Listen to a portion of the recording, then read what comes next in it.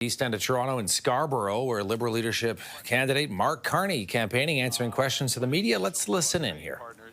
Is that they respect our values. We maintain our values. And that goes to everything from the workers' rights for our commercial relationships with any country. I'm not going to specify it to one in particular. And it also looks to the opportunities for win-win commercial opportunities between nations. We have had a difficult period between our two nations. We have stood up rightly for Canadian rights and Canadian values, and that provides a basis from a Canadian perspective on which to build if it is in the interests of China to accept that. Please go ahead with our next question. Hi, Mr. Carney. Ariel Sutter from Bloomberg News. Hi.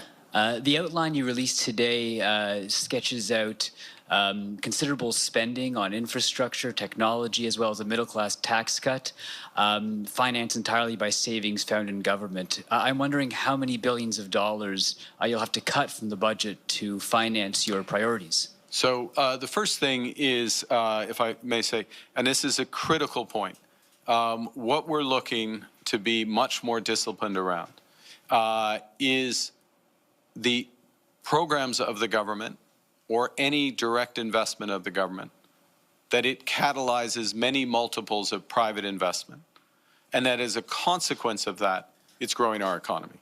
And so being very clear and disciplined and linkages between those, that's the first. The second is that we have looked, and there will be an appropriate point if I'm selected leader and move forward, to cost out directly and reveal those costings of the various measures that we put in place. I have worked in the federal public service. I assisted in that role in the preparation of 7 different budgets over time.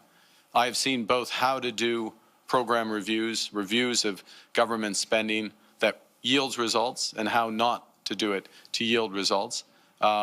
I look at the figures and the shifts in the level of public spending, and I can see opportunities for those savings, and above and beyond opportunities to make horizontal savings, in other words, savings across government, much better use of information, data, technology, and efficiency.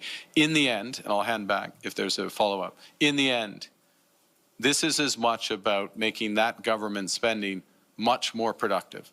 It's about a focus on outcomes. It's about a reversal of the focus and delivering better programs for Canadians, partly through better tools for Canadian public servants.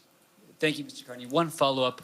Would you rule out tax increases to finance your spending programs? Well, we're not going to increase taxes in order to cut taxes. We're looking at a middle-class tax cut to deliver directly to Canadians, yes.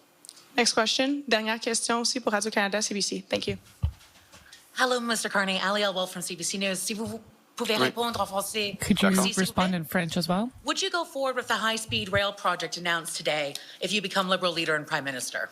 Tout d'abord, en français, le gouvernement du Canada aujourd'hui. The government of Canada today has engaged in agreement with a consortium, and this is for a high-speed train. All right, so we're listening into Mark Carney. He is a top contender to replace Justin Trudeau. The Liberal Party of Canada has to make that choice on March the 9th, so about 2.5 weeks from now. Mark Carney is currently in Scarborough, Ontario. It's a big suburb just east of Toronto. He's campaigning, answering questions there, saying if he were elected, he would bring in a tax cut for the middle class as well. We're going to keep our eye on what's going on with Mark Carney, just one of the candidates in the race to replace Justin Trudeau.